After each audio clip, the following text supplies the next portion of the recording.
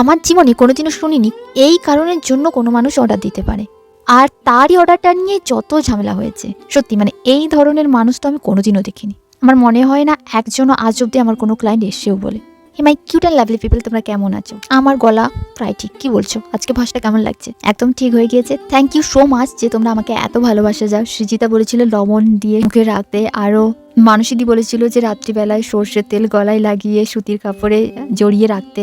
মানে এরকম অনেক অনেক অনেক অনেক অ্যাডভাইস দিয়েছো আমাকে। এত ভালোবাসো মানে ভাবতেই পারি না গো, যে সত্যি একটা সাধারণ মেয়ে তোমাদের কাছ থেকে এত এত ভালোবাসা পাবে। থ্যাংক ইউ সো মাচ তোমাদের, থ্যাংক ইউ অনেক থ্যাংক ইউ গো। দীপিকা দি ভাই তার হাজব্যান্ডের সঙ্গে জাস্ট কম্পিটিশান করে বলতে পারো আমার কাছে দুটো পাঞ্জাবি অর্ডার করেছিল।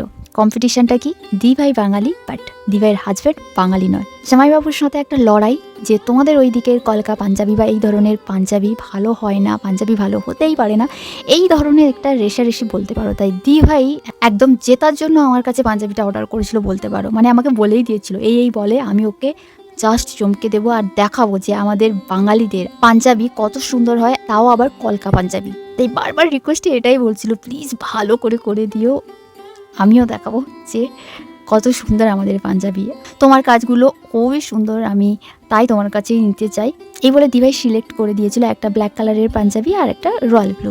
ডিজাইনও দিভাইয়ের সাথে পাঠায়, ডিজাইনও সিলেক্ট করে দেয়। এই ডিজাইনটা আশা করি তোমরা বুঝতে পারছো। ইয়েস, এটা আমি দুটো করেছিলাম মেরুন কালারের উপরে, এগুলো একটু হেভি ওয়ার্ক। তো দিভাই এটা সিলেক্ট করে দেয়, এটা আমাকে ব্ল্যাক কালারে করে দিতে বলে। আর কেন বলছিলাম এই ধরনের মানুষ আমি দেখিনি, আমাকে যখন দিভাই পেমেন্ট করেছিল মানে অনেকটা বেশি পেমেন্ট করে দিয়েছে, মানে 1900 টাকা মনে হয় বেশি পেমেন্ট করে দিয়েছিল। কিছু একটা কারণে ডেলিভারি চার্জ যখন আবার করে এইরকম বিষয় নিয়ে যখন আমি দেখি যে আমার মনে হয় বেশি ডেলিভারি চার্জ চলে এসেছিলো না, কী সব এসব হয়েছিল। আসলে এটা অনেক দিনের আগের কাজ, আমার শেয়ার করতে মনেই ছিল না। জুন মাসে অর্ডার করছিল, মানে ভাবো তো মাথায় থাকে। সে যাই হোক, দিভাই আমাকে বেশি পেমেন্ট করে দেয়, আর আমি ওইটা ব্যাক করতে গিয়ে দেখি আমাকে প্রায় 1900 টাকা বেশি দিয়ে দিয়েছে, আর তার হুঁশও নেই। সবাই হিসেব করেই দেয়, বাট এইরকম এত বেশি পেমেন্ট করে দেয় এরকম কেস আমার কাছে কোনোদিনও ঘটেনি, আর নিজে করে ভুলেও গেছে। তারপরে আমি যখন ব্যাক করতে গিয়ে দেখি না 1900 টাকা এক্সট্রা পে করা হয়ে গিয়েছে। তাই আমি আবার দিভাইকে সেটাকে বলে রিটার্ন করি বলতে পারো।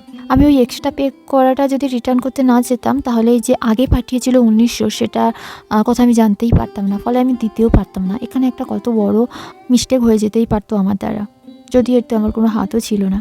ডিজাইনটা কমপ্লিট হয়ে যাওয়ার পর তো দিভাইয়ের প্রচুর পছন্দ হয়েছিল, অ্যান্ড তোমাদের কাছ থেকেও এই ডিজাইনটা যখন অল্প অল্প পোস্ট করেছিলাম অনেক ভালোবাসা পেয়েছি। কিছুজন বলছিলে এটার ভিডিও পোস্ট করবে বা এই পিককের ফুল ফটোটা দেখিও, এই আজকে পোস্ট করলাম। তোমাদের এই ব্ল্যাক কালারের ওপর এই ডিজাইনটা কেমন লেগেছে জানিও। দেখা হচ্ছে কালকে।